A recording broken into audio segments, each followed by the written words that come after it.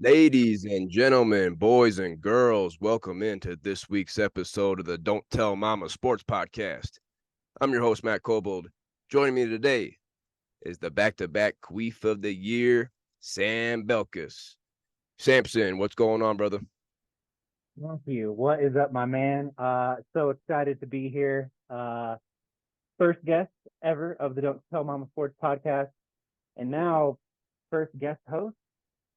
Yeah, Is that yep, right? maybe. Yeah. Without Max, yeah, I think you're right. I do a pretty good Max impression though. Bears are going to make the playoffs. Daniel Dookie Dimes Jones. He tripped over his own feet.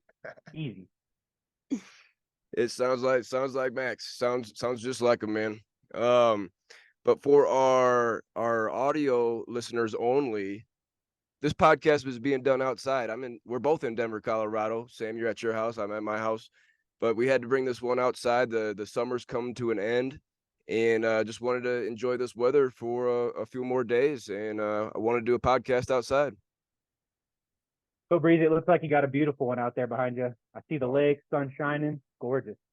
we got 81 degrees. Sam, you were over this past Saturday, but you were also over Monday draft day. Do you want to fill the folks in with what happened over at my house on Monday?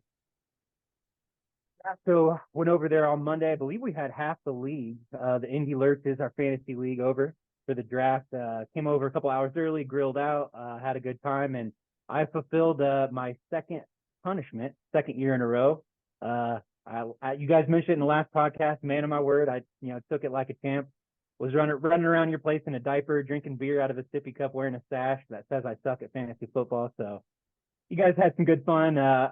It wasn't too bad. It wasn't too bad. Yeah, good thing you bought some extras because the first one was a little too snug. It ripped. I believe in the gooch. You said it ripped in the gooch. Yeah, I'm trying to get my big old chicken leg into the hole, and I like ripped it with my foot. So yeah, I had a 15 pack. They don't sell adult diapers in singles, as you know. Got the second one wet, getting in the water. So yeah, good thing you got a couple extras there. But like we said, you're a man of your word, so we appreciate you coming through there, Sam. I'm gonna ask you the same thing I asked Max last week.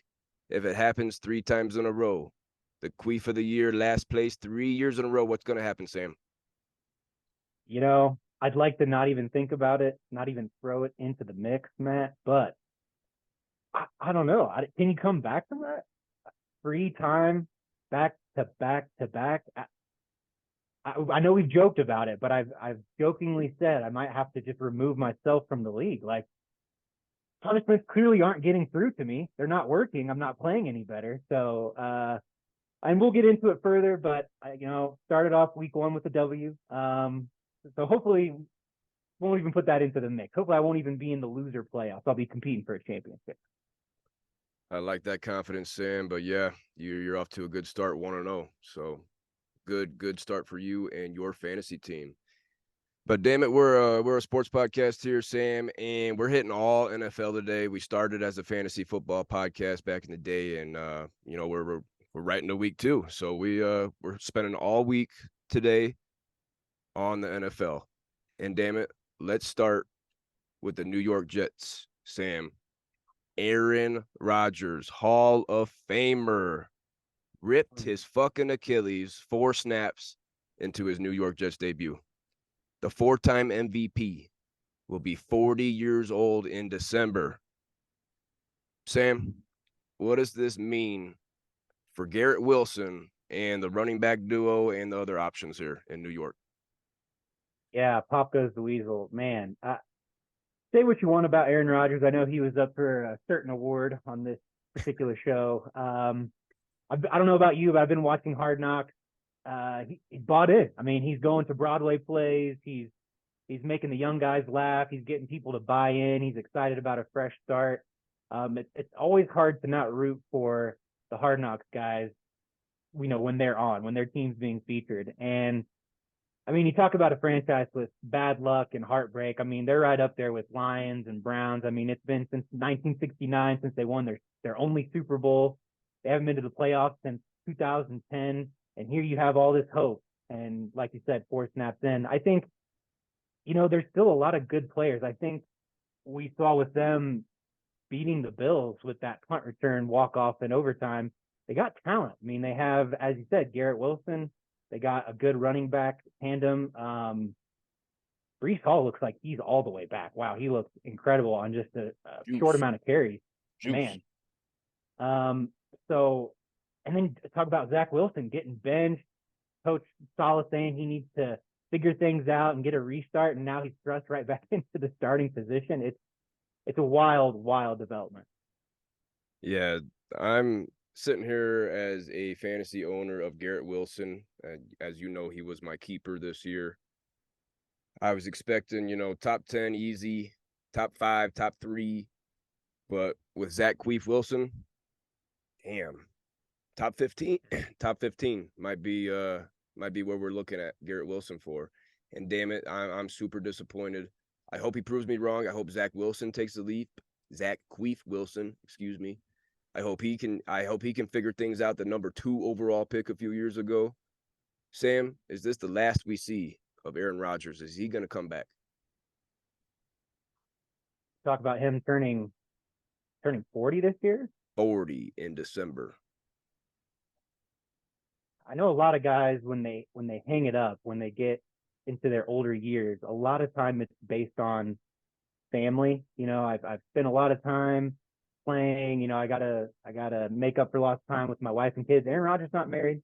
Aaron Rodgers doesn't have kids, and I think with how excited he was and just everything that was going into this change and him playing for the Jets, I guess I wouldn't be surprised either way. But I think he's in a unique position that if he did want to come back, he could. And there are a few people on this planet that are more competitive than Aaron Rodgers.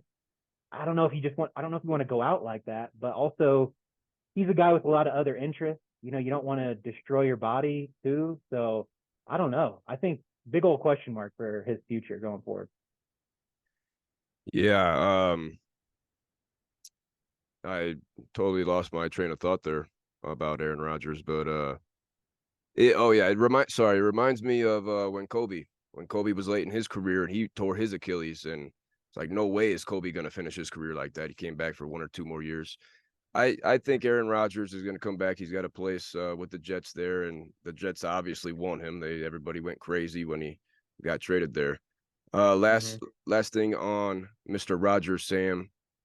Could he possibly go into another darkness retreat with all this spare time he has this fall? So if he could do that, he could maybe have some fun with ayahuasca and whatnot. But if he's serious about it and he does want to come back, I mean, that guy's in for 8, 9, 10 months of pure hell when it comes to intensive rehab. So I don't know if he'll have time for all of that. If he truly does want to come back, he's gonna. I mean, you see some of these young guys come back in a year and still not look the same. Again, we're talking about somebody who's very close to 40 years old. So um, I don't know. We'll see. Maybe another darkness retreat will help. Maybe he needs a darkness retreat to figure out if he's going to come back or not. And then if he is, then it's all day, all hours in the Jets facility rehabbing. I'll be watching. I'll be watching. Aaron Rodgers is a popular guy, and we were all expecting big things from the Jets this season. Another guy that's going to be rehabbing, possibly with Aaron Rodgers in that dark room, that dark closet, is Baltimore Ravens running back J.K. Dobbins, because he also tore his Achilles. Oh my goodness, J.K.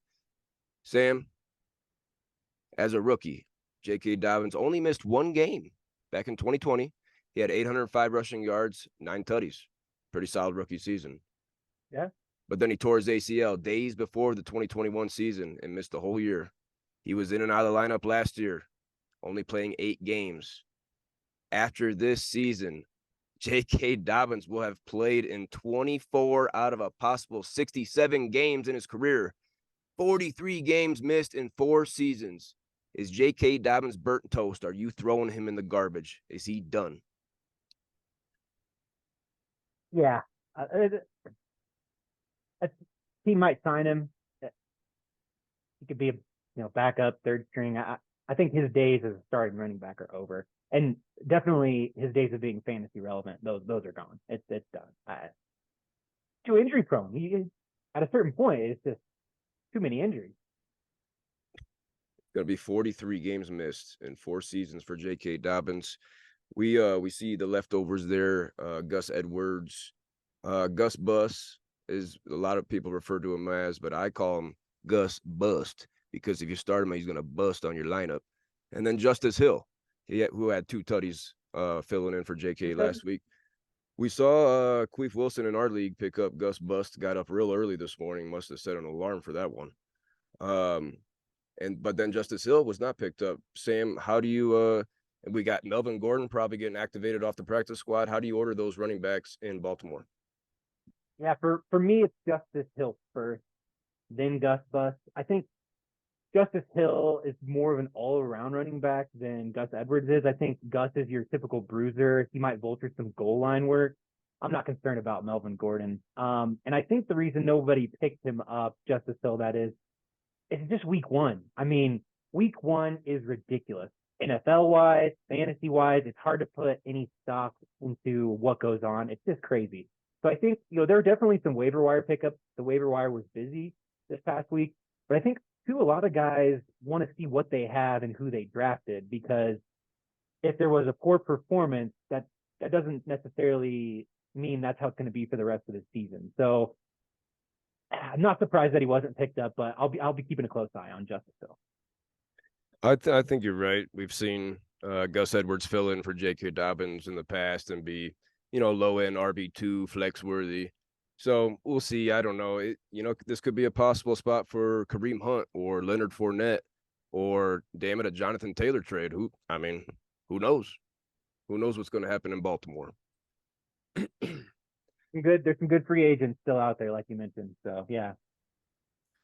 Moving along here this week on the Don't Tell Mama Sports Podcast, we got to get into the big dogs of week 1, Sam. And damn it, let's start right here with the player, the big dog of the week. Okay, number 1, he outscored all the quarterbacks. It was wide receiver Tyreek Hill of the Miami Dolphins. They were in Los Angeles. He scored 44.5 PPR fantasy points. He had 11 catches for 215 yards, 2 touchdowns. He had 15 targets, Sam. No one had more targets, receptions, yards, or touchdowns on the week. Sam, if you watched last week, he was actually my extra juicy receiver on the week, so don't sleep on that. Coming into the year, he was my wide receiver 3. That might prove to be too low. He could be the big dog this year. He could be number 1. Sam, what you got for me on Tyreek Hill? I did watch last week. That was definitely a good call on Tyreek being extra juicy, buddy. Ooh, I was wiping my chin. I was drooling so much. Listen here, Matt. We're not dealing with a Chihuahua. We're not dealing with some Schnauzer. We're not even dealing with a bulldog. We're dealing with a freaking cheetah. And he lived up to the name. He lived up to the hype. That dude was running all over the field. He's the most unguardable wide receiver in the league. You can talk about Justin Jefferson. You can talk about Jamar Chase. I'm not denying their talent. Tyreek Hill is harder to guard. He is unreal. Unreal. The speed is nuts. 215 yards. Oh, my goodness. We could possibly see a 2,000-yard season coming from Tyreek Hill. There's so much explosion on that offense. It wouldn't shock me. 2,000 yards wouldn't shock me, honestly. The big dog quarterback for week 1, Sam. It doesn't surprise anybody. Same game, same team. Miami Dolphin quarterback Tua Tagovailoa. He had just over 27 fantasy points at the Chargers. He was 28 for 45 for 466 yards and 3 tutties. He had 1 pick and 1 fumble with his 5 carries for 5 yards. Two turnovers. He would have excuse me. He would have blown out the quarterback position, if not for those 2 turnovers. And you know what? We got to give a quick dig at Max here since he's not with us. Max had Tua on his bench. Unfortunately, he went with Joe Burrow. Now you can't blame him for picking Joe Burrow over Tua, but we talked here last week that was the juiciest game of the week. The Chargers Dolphins was the highest over under. whereas Joe Burrow went to Cleveland. So, Mhm. Max, you queefed on that one. Joe Burrow, you started, scored just over 3 points. He was QB 30 on the week. My goodness. Sam, the Miami Dolphins are going to be Sunday Night Football. They're going to be in New England. What do you think about Tua this week? Oh, hostess with the mostest. Good old Maximus. Yeah, Joe Burrow not going to do it for you. Queefing a little bit there, leaving two on your bench. Wow. It's almost poetic, isn't it, that they played the Chargers? There's all this talk about drafting Justin Herbert versus Tua and Jay Herb getting paid and Tua on that 5th-year option. And uh, he was slinging that thing. And that fade route for, I believe, the go-ahead score was beautiful. I mean, he dropped that right in the basket. It Beautiful. was a pill. Oh my gosh, it was incredible. There are a lot of Dolphins down there in Miami doing their best dog impression. Oh, Dog. oh, Wow. oh. Wow. Everybody wants a piece of that offense. That's high flying fun for fantasy, for just for viewing. It's gonna be good. Sexy offense down in South Beach. Moving along, we got our running back of the week, and I actually had to include two guys here. First up, we got Aaron Jones. He was the big dog, 26.7 full PPR fantasy points at Chicago. He only had 9 carries, 41 yards, got in the end zone on the ground, but he had 2 catches for 86 yards and another touchdown, a long one. Caught it short and ran long. Now he actually injured his hamstring on that play, Sam. He didn't practice today, Wednesday, September 13th. He didn't practice. He's listed questionable for Sunday at Atlanta. What do you think about Aaron Jones's performance in week 1? Now, I don't need some Aaron Jones stock in a different league. Of course, in our league, it's the king of running backs, Zach. He has him as his third running back. Just an Sexy. embarrassment of riches for the House of Henry team over there. Um, yeah, I think with how young and exciting the NFL is, everybody wants these young and exciting players. I think what we're seeing, at least after week 1, some of the more veteran running backs with consistent and high octane performances. You talk about Aaron Jones, Eckler had a decent game, McCaffrey looked good. Um, yeah, so I'll definitely be watching the injury update reports coming out of Green Bay to see what the word is on Aaron Jones.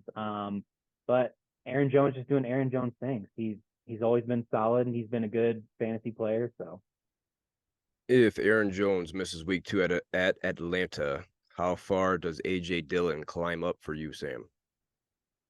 several spots. Um, he's not your average backup. He's been there a while, familiar with the system, big bruiser. I've had him in fantasy before. He's been sort of a viable flex option on some boom weeks. But if Aaron Jones is out, I mean, he's definitely, I would say, low end RB2, high flex option. Solid, solid. Like I said, we got to talk about 2 running backs from week 1 in the big dog section here, Sam, because Aaron Jones scored 26.7. Austin Eckler scored 26.4 versus Miami in that juicy game of the week.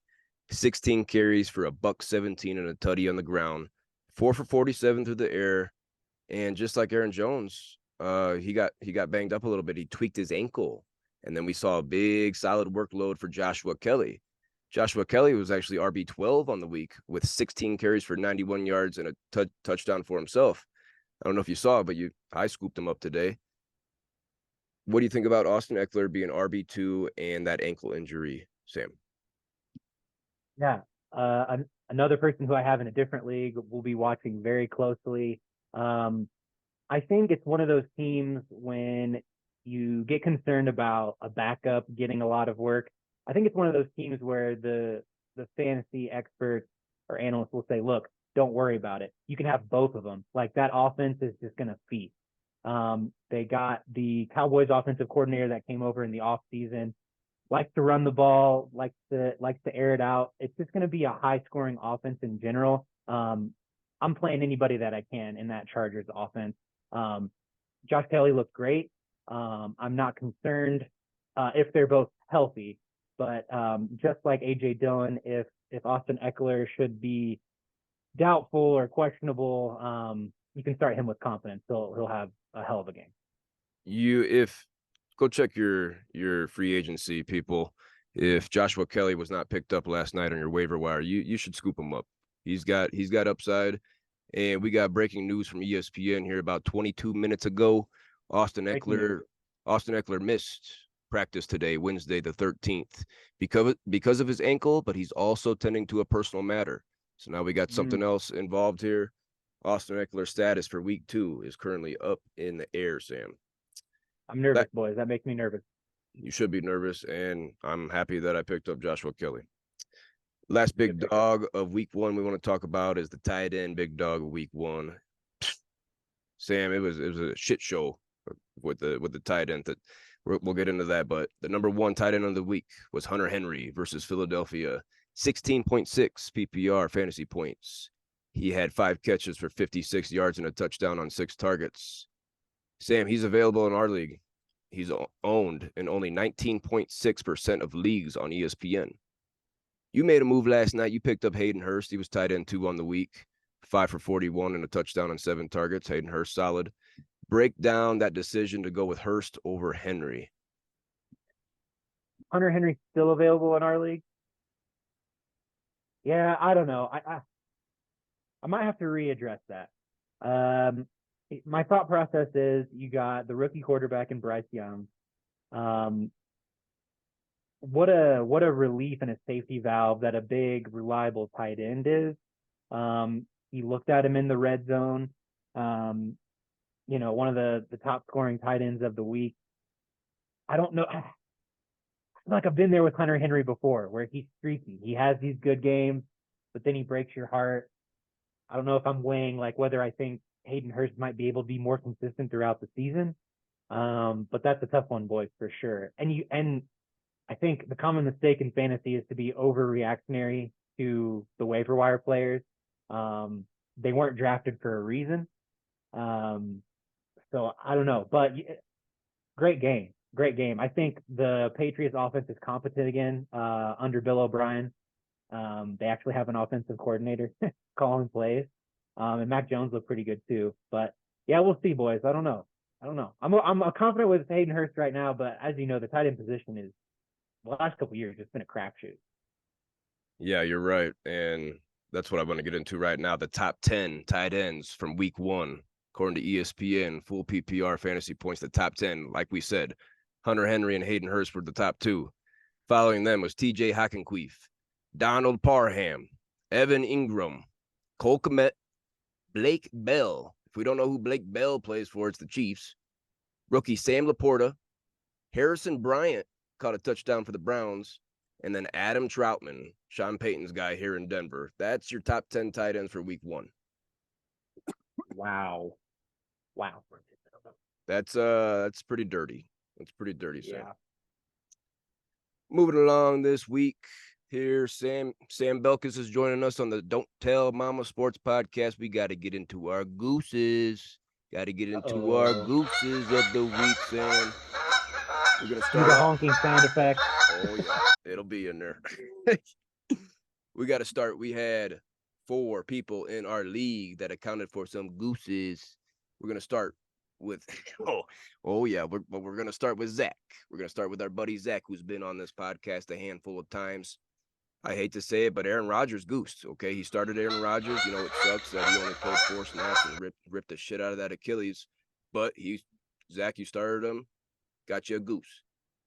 Moving down to the wide receiver position for you, Zach. We got another goose, T. Higgins. A top 15 receiver for everybody. Closer to my top 10 than 15. He had 8 targets, Sam. What do you think about that? 8 targets and a goose. I think with the gooses, context is very important. So Aaron Rodgers tears his Achilles after 4 snaps. T. Higgins was fine. He played the whole game. 8 targets. I think that says more about T. Higgins than Joe Burrow or the situation or the game script. Got to catch those balls, man. Yikes. I'll also throw in it was a nasty weather game there. It was nasty, but you're getting 8 targets. You better pull a couple down, T. Jeez. And lastly, for Zach, we got a triple goosey here, Sam. We got a triple goosey for Zach in week one. The Dolphins defense gave him -1. The Dolphins defense special teams gave him -1 in that juicy game of the week. Zach, you're a current goose leader here. You're the king of the goose crew. Triple goosey in week one. You better wake up. So breezy. I'm just pouring over my research here. He has and started 3 players that got 0 points, correct? Correct. And he still won. And he still won. It's freaking ridiculous because he's got Derrick Henry, Christian McCaffrey, and Aaron Jones. Mm-hmm. He's got those 3 guys. It's he. That's why he won. He's got a good team, but does that say more about Jack, who he played, couldn't beat somebody who had a triple goosey? Jack, I believe he is in the Queef poll, and just to move into him, he also had a goose himself. I think it might say a little bit about Jack too. He did lose J.K. Dobbins. Okay, he did lose J.K. That's But tough. Jack had a goose from Drake London. Sam, the number 1 receiver for the Atlanta Falcons, had 1 target. 1 target on Sunday. Oh my. Listen here. I saw it in mock drafts. I saw it in some of the drafts I was in. People were going way too high on Drake London. Look, I know he's in this category of sophomore receivers. That's when they take the leap. I was targeting a couple of sophomore receivers myself, but not Drake London. The only people in the Falcons offense that I want a piece of, Tyler Algier, Bijan Robinson, it's that run game. I don't want any Kyle Pitts. I don't want any Drake London. I mean, Desmond Ritter threw what, 18 passes I or believe something like 18 that? passes, yeah. No thanks, boys. No thank you. Uh, I think they won by 2 touchdowns. So the game script was for them to run the ball, but they want to run the ball even when they're losing. So if you got Drake London as your wide receiver 2 right now, you better be nervous, Jack. Moving along in our goose section here, we got my wife Kelly. She got goosed by her tight end, Dallas Goostert of the Philadelphia Eagles. Another, we're always going to have our tight ends in this section, Sam, Yeah. and I know Dallas Goostert was available for trade this week. What do you think about him going forward in Philadelphia? Thought he was an Eagle, but it turns out he's just a dirty old goose. Um, yeah, so Dirty old Kelly is definitely up for preseason Queef of the Year. He did not log in a couple of days before the Oh, draft, a week before the draft, even a few oh, hours before the draft. He oh. waited right up to the last second, couldn't You log saw her. in, You saw her. and her entire team got auto drafted. And it goes off of rank. Couldn't even go in to put in a queue to like what position she would want it to draft for her. She ended up with like 8 wide receivers and 3 tight ends. And 2 running And so backs. yeah, and 2 running backs. So she's been busy on the waiver wire. She's been hitting people up for trades. I told her, look, I don't have a good, strong, like top tier tight end. I'll trade you. And so I know she's not going to get rid of Travis Kelce. So I see Dallas Goedert sitting on her team. Preseason fantasy wise, he's top 5, top 10. We had a few back and forth, but you don't know what's going to happen. This was before week 1, so I ultimately didn't go through with a trade with her. And maybe it's a good thing that I didn't. Maybe I could scoop somebody up off the waiver wire that will be better than Dallas Goedert. Maybe. If my memory serves me right, last season, 2022 season, week 1, Devontae Smith might have had a goose, and he ended up being a top 10 receiver. So, week 1 overreactions, we can't get crazy about week 1 wonders and all that. Our last goose on the week, coming from right here on the Don't Tell Mama Sports podcast, it's Sam Belkis, and I feel partly responsible for this, Sam. Oh, do you? Oh, It, do you? because I've hyped him up. He was my sleeper in the AFC South. It's Tennessee Titans tight end, Chiga Okonkwo. Sam, he goosed you, and you dropped him pretty quick. Yeah, I do.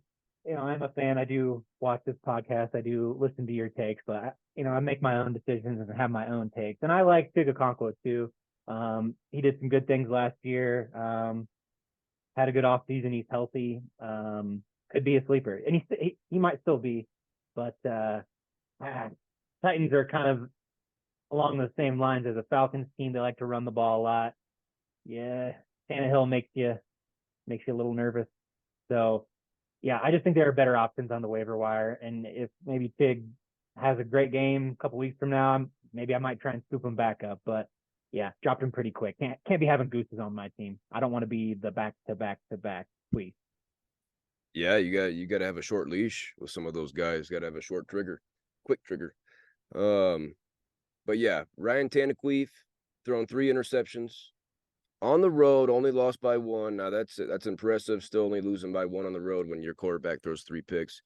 But damn it, if he's going to keep that up, you can't have Treylon Burks, you can't have D Hop, you can't have anybody on the Titans besides Derrick Henry, the king. Moving along here today on the Don't Tell Mama Sports Podcast, here with Sam Belkis. We got to get into our game picks for week 2, Sam. We got some juicy matchups to go through real quick. Starting Thursday night football tomorrow night on Prime Video. We got the Vikings going to face the Eagles in Philly. Eagles are a 6-point home favorite. You got an upset pick here to start us off, Sam? My good friend Max would say, "Fly, Eagles, fly." Fly, Eagles, fly is right. I'm backing you up on that one. Vikings lost to Tampa Bay last week. Bad loss. Vikings, I'm not so sure about them. Yeah, no upset here, Matt. Eagles at home, coming off of a solid win over a tougher Patriots than I think a lot of people realize. Going against a Vikings team that just lost to the Bucks, and now are having to go on the road and play in Philadelphia. It's a tough place to play. Those fans are ruthless. Give me the Eagles all day, boys. I agree, Sam. Moving along to Sunday, the morning slot. We got the Green Bay Packers going on the road to take on the Atlanta Falcons. This is going to be a close one. You know, a couple young quarterbacks here, unproven. Jordan Love looked pretty good last week. How you feeling about this one, Sammy? Got the Atlanta Falcons here. Falcons 2 weeks at home. That's such a great way to start. And they're going to run the ball. It's no secret what they want to do. It's no secret what they're going to do. And I think they're going to present a much better defensive challenge for the Packers than the Bears did. And you talk about the Falcons being at home for 2. What about the Packers away for 2? That's tough. So I don't necessarily think it's an upset, but I got the Falcons over the Packers.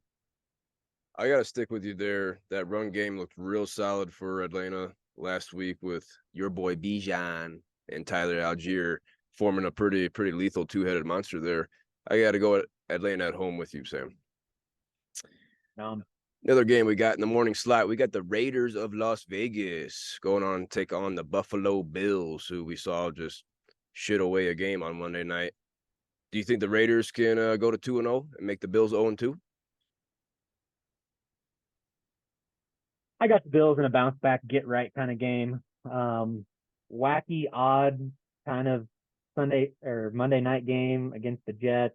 Josh Allen didn't look good. It's a get right game for the Bills. That's really all I have to say. They're going to get right. They're going to do what they need to do. They're not going to go 0-2 and lose that second game at home. There's just no way.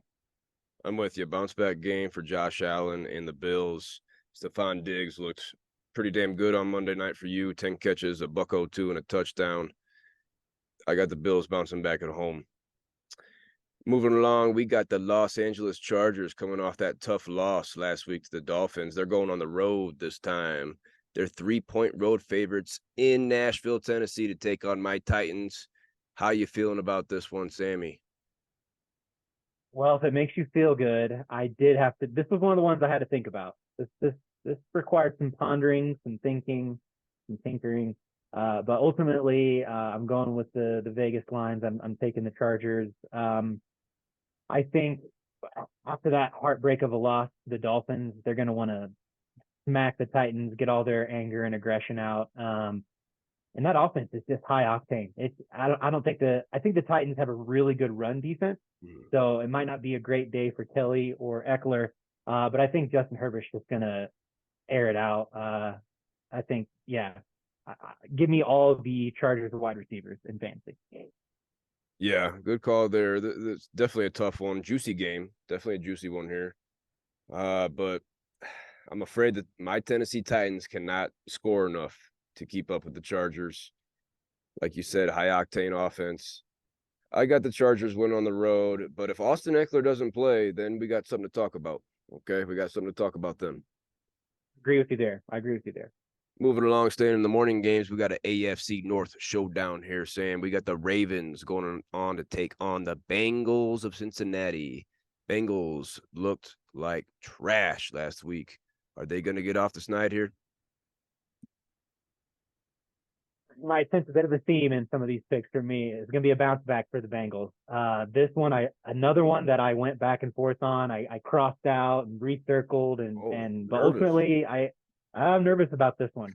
I'm going to go with the Bengals. I think they were humbled in Week 1. I think the way the preseason goes these days, that first game is almost like a preseason game because the starters and the stars they don't play in the preseason. I So don't anymore. I think it's a wake up call. I think they're going to be humbled watching the film. I think they're going to have a good week of practice.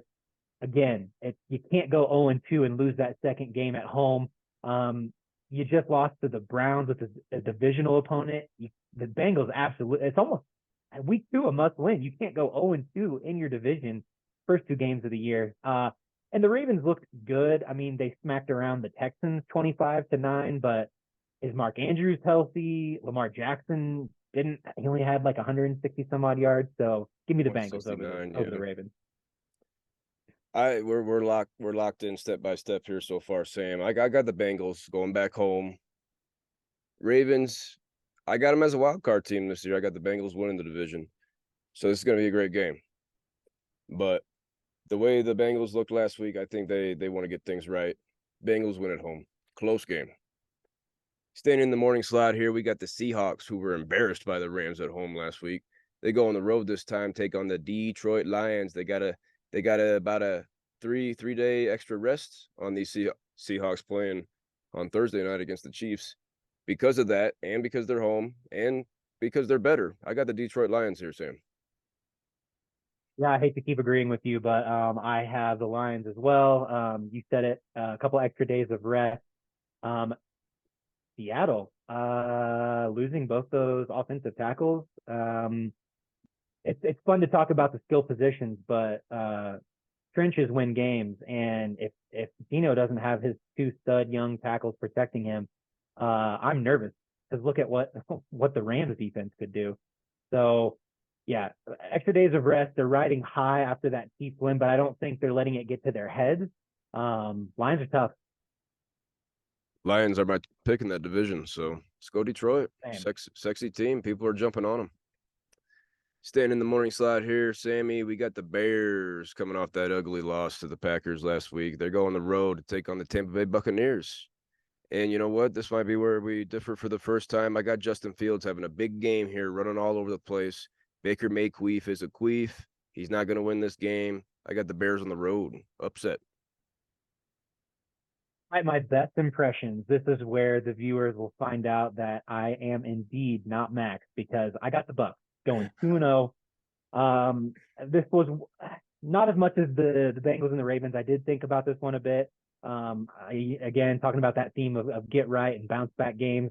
Bucs look good. I mean, I think the Vikings are a little overhyped. I don't think they're as good as people think.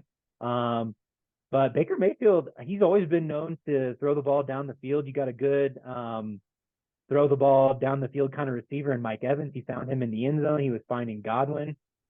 They look competent on offense. Bucs always have a strong defense.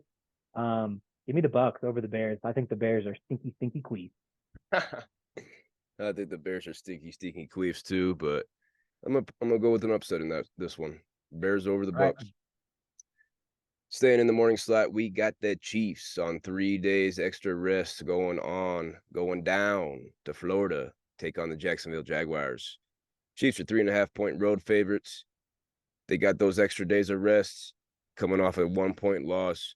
Chiefs are going to get this done on the road. Jaguars, they're queefs. Chiefs are indeed going to get this done. I think Kelsey was close in that Thursday night NFL season opener. He should be back. I watched the Jaguars very closely as a Colts fan.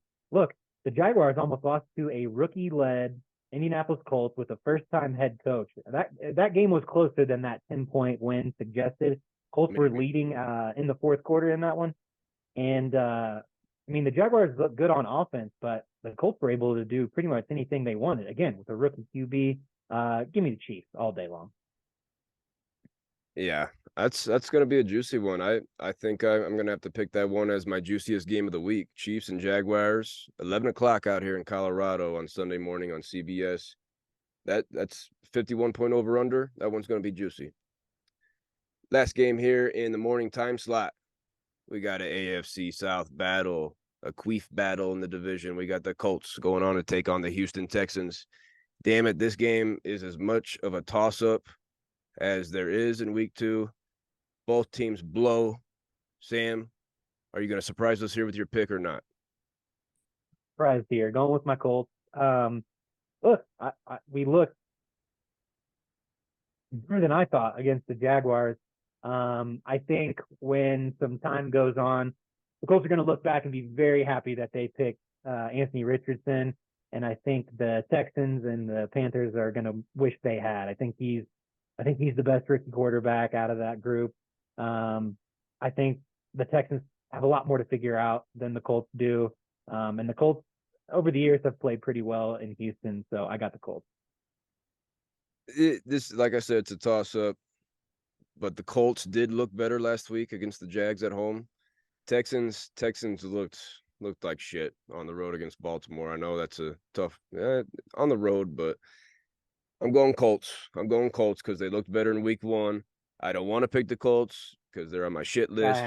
Jim Irsay's on my shit list. Jonathan Taylor's on the queef list. But I think they get it done by a point or a field goal.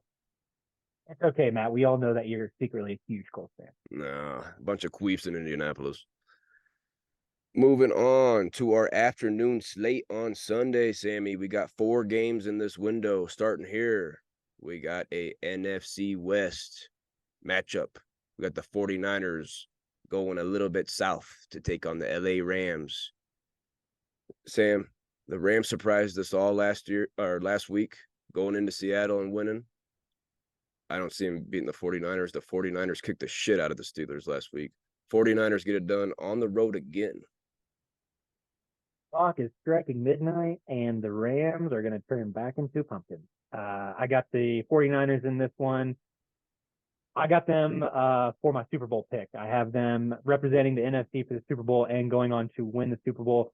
They're tough as nails. That defense is just out of this world. I think the Rams surprised us all. They are at home. But I just do not see it happening twice. 49ers.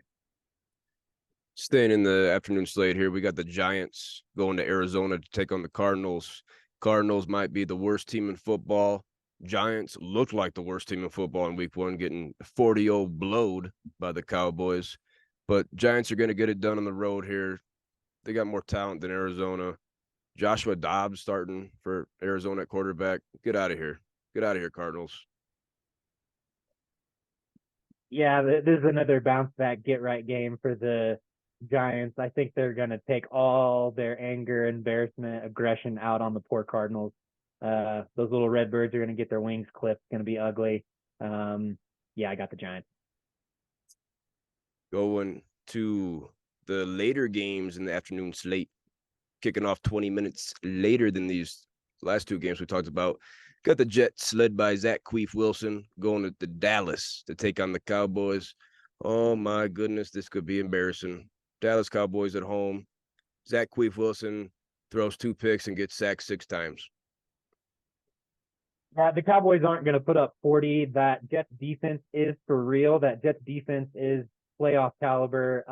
But yikes. Yeah, that Cowboys defense is going to eat Zach Wilson alive. He hasn't taken, the starting reps all off season, was thrust into the starting role with this catastrophic injury to Aaron Rodgers. I got the Cowboys. Give me a touchdown, Garrett Wilson, please, please. Last game in the afternoon slate, we got the Salamanders of Washington coming here to Denver, Colorado to take on the Broncos, who got beat here last week by the Raiders. This is going to be an ugly game, a 39-point over-under. I hope I don't have to watch it, but I'm going to take the Broncos in a slugfest. I also have the Broncos. I'm not super confident about it, but again, sort of this bounce back, get right theme. You can't lose 2 games to start the season, both of them at home. The game against the Raiders was close. Commanders almost lost to the Cardinals. I got 2 poops a week. Russell Wilson go for a onside kick on the first play of the game. Sean Payton over the Salamanders. Yeah, it was a ballsy move there last week by Sean Payton. Moving into the Sunday night game, Sammy, on NBC. Been waiting all day for Sunday night. We got the Dolphins going to New England to take on the Patriots. This is going to be a good one. Dolphins have too much firepower. I've been saying it for a while. The Patriots are the worst team in the division. Now, without Aaron Rodgers on the Jets, we can maybe talk about it. But Patriots, I still got fourth. Dolphins have way too much explosive power. Dolphins, they're only favored by 3. I'd be taking that line. I think the Dolphins can win by a touchdown easy. Waiting all day for Sunday night. Woo! Call me crazy, but I got the Patriots, Oh, boys. Big Bill. So the game of the week last week, Dolphins Chargers, just a lot of high flying offense, lots of fun. Patriots defense is not the Chargers defense. Okay. Couple of things go a little differently in that Patriots Eagles game. Patriots could have come out of there with a win. They're back at home for a second week in a row. If I know Bill Belichick, his number one mission is going to be to take away what's the best option for the Dolphins, which is Tyreek Hill. I'll be interested to see how he plans to do that. He might have 4 guys guard him all at the same time. I don't know. But that's what he's going to try and do. The Patriots defense is tough, and they're tough every year. And I don't know, Mac Jones looked like rookie year Mac Jones when they won like 10 plus games. Bill O'Brien's back in New England as the offensive coordinator, a competent offensive coordinator. I got the update here. I'm going with the Patriots. Yeah, Mac Jones, QB2 on the week last week. Surprised me. Played the Eagles pretty tough, but Dolphins, take that line, -3, take that. Go Dolphins. We'll see. Monday night, we got a doubleheader on Monday night here, Sam. The NFL's been doing this the last couple of years, throwing in a doubleheader on Monday night at the beginning of the season. We got a divisional matchup here first on ESPN. The Saints go on the road to take on the Carolina Panthers. This is going to be a good one. The Panthers lost to the Falcons last week. Saints barely beat my Titans. I think Chris Olave has a big game. Jamal Williams gets going. He was shut down by my Titans run D last week. I think Jamal Williams gets going, and the Saints are going to pull this one out on the road. Saints go marching into Charlotte and get this W. On average, when rookie quarterbacks start the season, their teams typically only win 4 to 5 games. Saints have a good defense. I think Derek Carr is getting used to all his new weapons. Saints. The second game of that doubleheader, kicking off an hour after. So, if you got 2 screens, pull them out. This one's going to be on ABC. We got the Browns taking on our guy, Weel, his Steelers, the Pittsburgh Steelers. Will's going to be watching this one at a Pittsburgh Steelers bar here now. I don't know where that's at, Sam, but there's a Steelers bar here, according to Will. But Cleveland is the 2.5-point road favorite. Steelers got their ass kicked at home last week by the Niners. Who you got in this one? Yeah, unfortunately for the Steelers, I do not have them in this bounce back, get right team. They just looked unprepared. They looked like they were in the first or second preseason game. So that means they still got 1 or 2 more before they figure things out. The Browns look tough. They put a naughty spanking on the Bengals, and they're going to go into the Steel City and go up 2-0 in that tough division.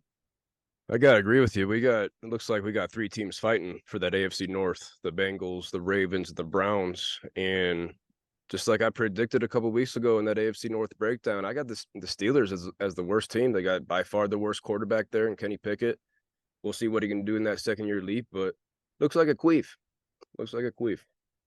Real quick, before we move on, I commented on the last podcast with my own playoff teams, wild cards, and Super Bowl predictions. I have the Ravens winning that division with the Browns snagging that wild card and the Bengals. Sorry about you, not making it. That's one of my juicier, hotter takes. So yeah, I like the Browns. That's pretty juicy there, Sam. Speaking of juicy, last segment of the week of the Don't Tell Mama Sports Podcast, we got our Extra Juicy Dawgz of the week. This is where This is where we pick a quarterback, a running back, a receiver, and a tight end that you can feel comfortable putting in your starting lineup. You know, we might have some touchdown guarantees here. Going to be interesting to see. Sam, let's do this kind of quickly. I'm going to start here at the quarterback position. Going to the last game that we just talked about, Monday Night Football. I had a tough time picking a quarterback for this week. I was looking all around. Like I had a tough time. Ended up going with Deshaun Watson. I hate to talk about him. I hate to give him any smoke, any air. But damn it, Deshaun Watson's my extra juicy quarterback of the week. So he's going to Pittsburgh, Monday Night Football. He played in Pittsburgh in week 17 last year.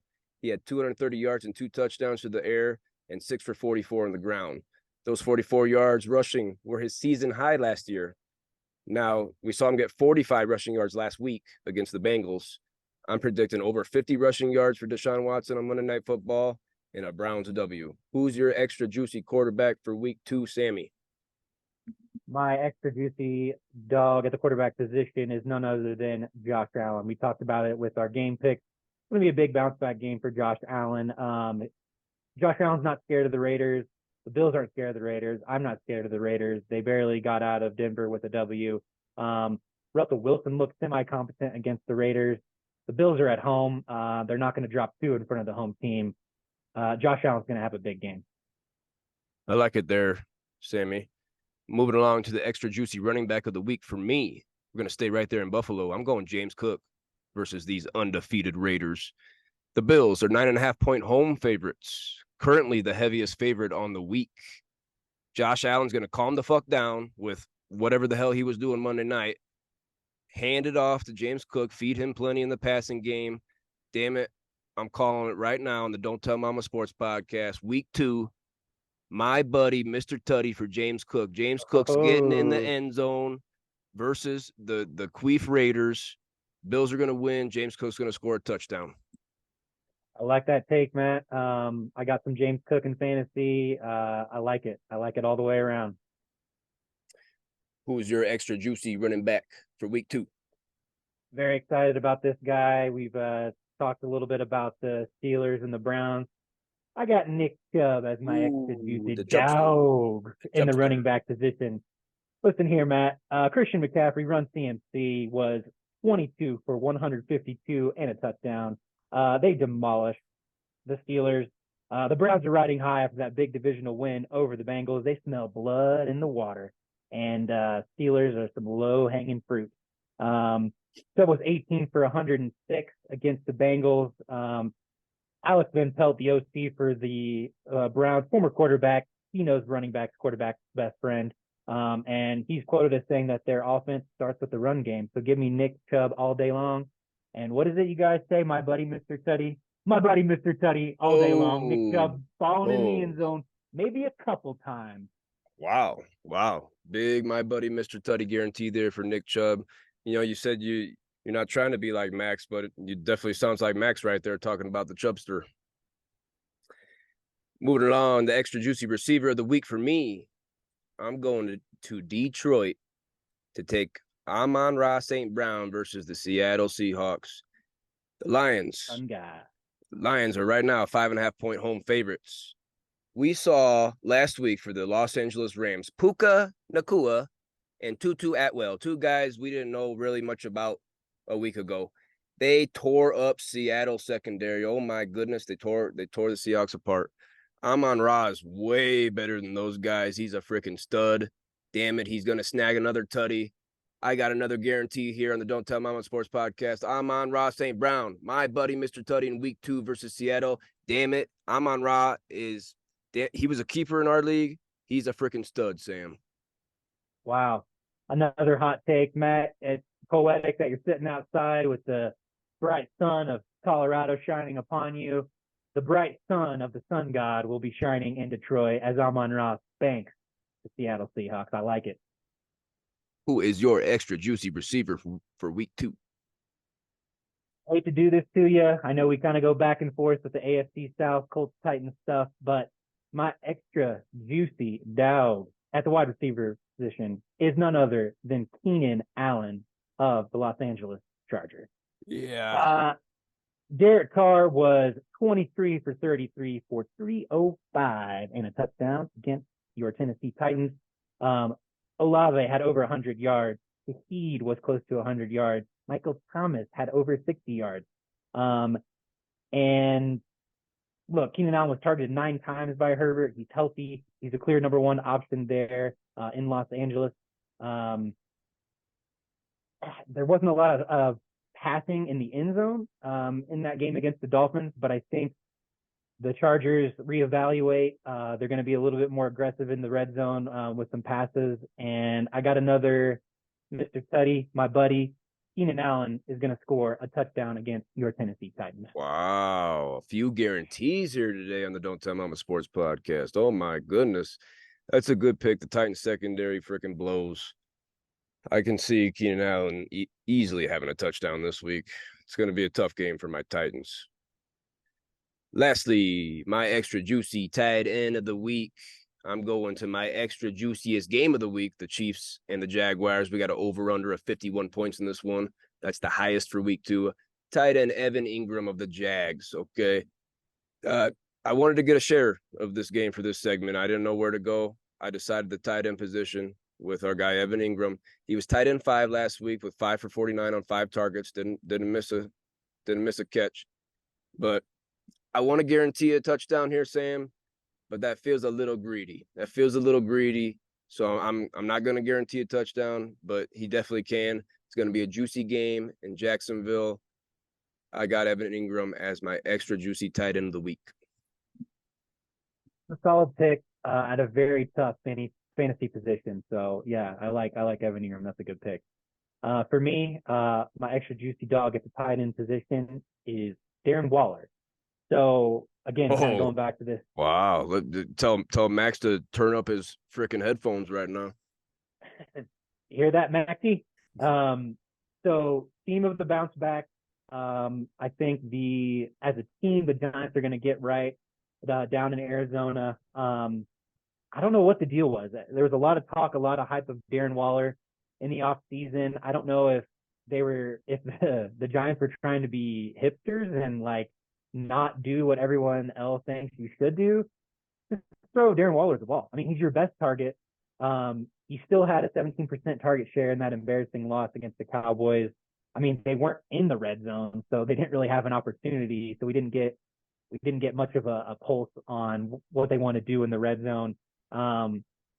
When you have when it's a must-win game and you need to get right, you go back to what you know. You go back to what you know will give you success, and that's throwing it to your number 1 target, a very, very good talent in Darren Waller. So I'm not going to guarantee a touchdown either. I'm going to stick with 2. I don't want to get greedy either.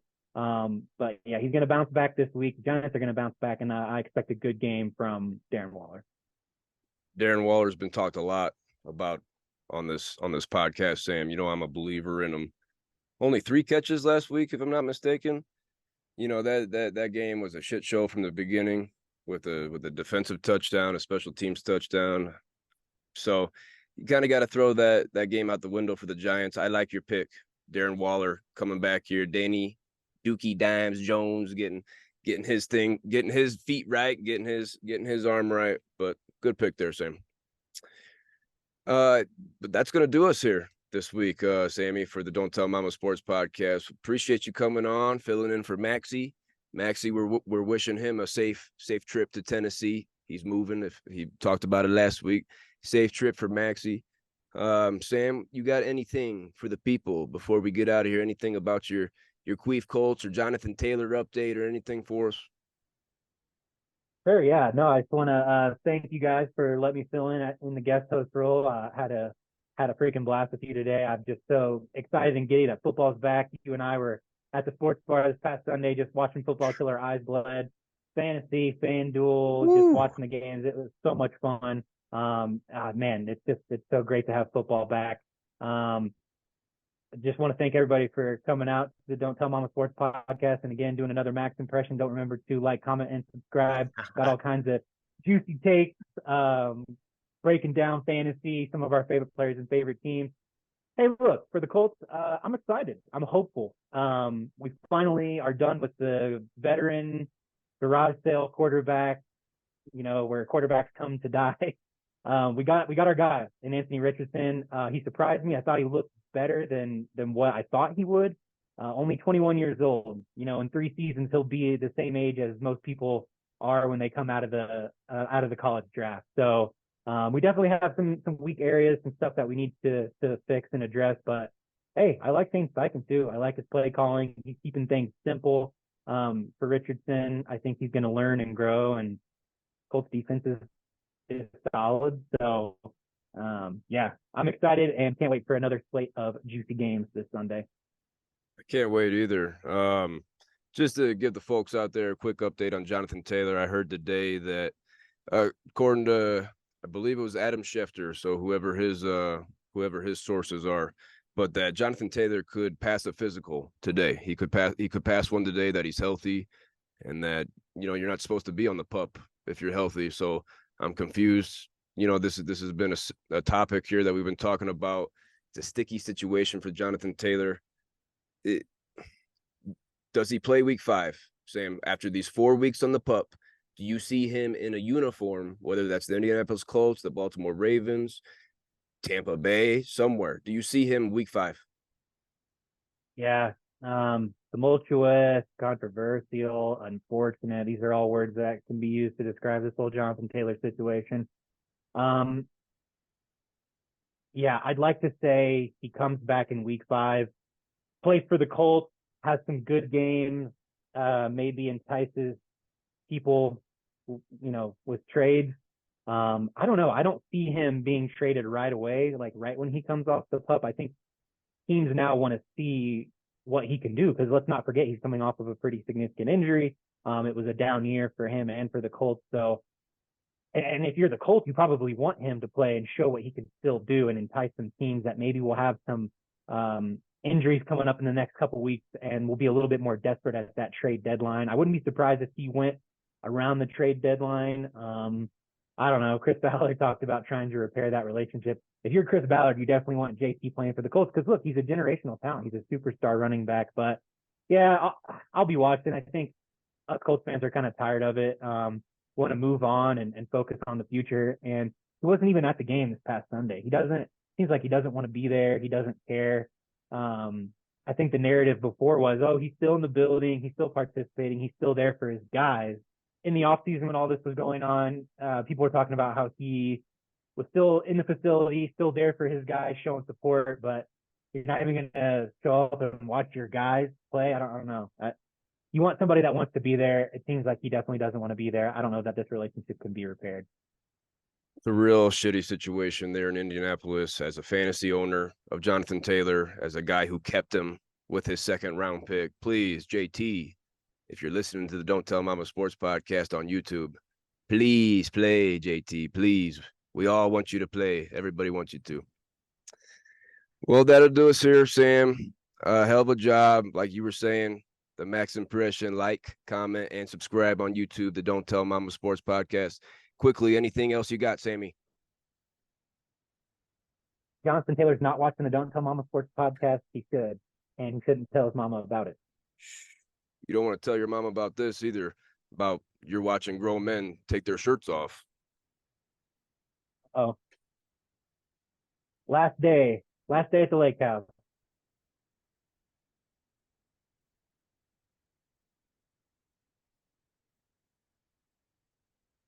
Looks like we're going for a dip in the lake.